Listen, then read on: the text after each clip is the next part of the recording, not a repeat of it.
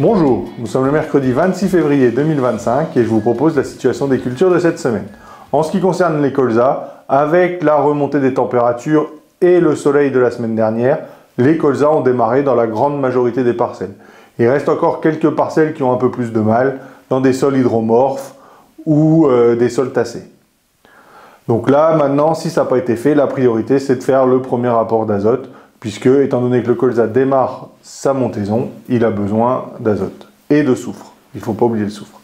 Au niveau des ravageurs, on pouvait penser, avec le temps de la semaine dernière, de températures plutôt douces, un temps calme, qu'on aurait les premiers vols de charançon de la tige, mais pour le moment, dans les cuvettes, il n'y a pas eu de capture. Donc ça ne sert à rien d'intervenir, puisqu'il faut intervenir quand le charançon est là. Donc là, les conditions annoncées pour les prochains jours ne seront pas favorables, puisqu'on annonce encore un peu de pluie et des températures plutôt fraîches. Donc ça sera à surveiller courant de semaine prochaine si les températures remontent. Mais donc pour le moment, il n'y a pas de risque avec ce charançon de la tige du colza. En ce qui concerne les céréales d'hiver, donc là ils sont en plein talage. Pour les orges d'hiver, elles redémarrent comme les colzas, donc c'est pareil, il faut leur apporter de l'azote. Pour les sols légers, on n'oublie pas le manganèse parce qu'on peut avoir des carences de manganèse. Et il ne faut pas oublier également le soufre, puisqu'on a eu quand même une année 2024 très humide, un automne-hiver encore très humide, donc il n'y a plus beaucoup de soufre dans le sol, donc un apport de 40 unités peut être justifié. En ce qui concerne les blés, dans la majorité des situations, il n'y a pas d'urgence à apporter l'azote. Donc on peut différencier trois cas. Un cas avec des blés bien développés et des faibles reliquats, donc là on peut apporter une quarantaine d'unités. Dans la majorité des cas, on a quand même encore un peu d'azote.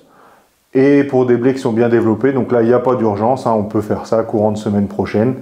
Et puis après les derniers semis qui ne sont pas trop développés, quand on est avant le talage, il n'y a pas d'intérêt à mettre de l'azote parce que le blé ne sera pas capable de pomper cet azote.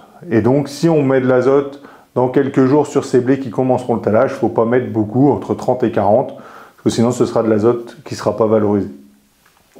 En ce qui concerne les cultures de printemps, que ce soit les céréales ou les protéagineux, avec les conditions de la fin de semaine dernière, il y a eu pas mal de semis de réalisés, donc dans des bonnes conditions. Et donc à partir de maintenant, il va falloir surveiller les limaces, parce qu'on en voyait régulièrement à l'automne, même encore cet hiver. Et malgré les températures froides, elles ont survécu, puisque les limaces meurent généralement à moins 9 degrés, donc on n'en a pas eu. Donc là, soyez vigilants avec la pluie de ces derniers jours, des températures plutôt douces. Surveiller notamment, comme d'habitude, les sols argileux ou les sols motteux. Donc là, il faudra être très vigilant sur les limaces, que ce soit en orge de printemps ou en protéagineux. Et si ça n'a pas été fait pour les protéagineux, il faut profiter de l'humidité pour réaliser le désherbage. Je vous souhaite une bonne semaine, à la semaine prochaine.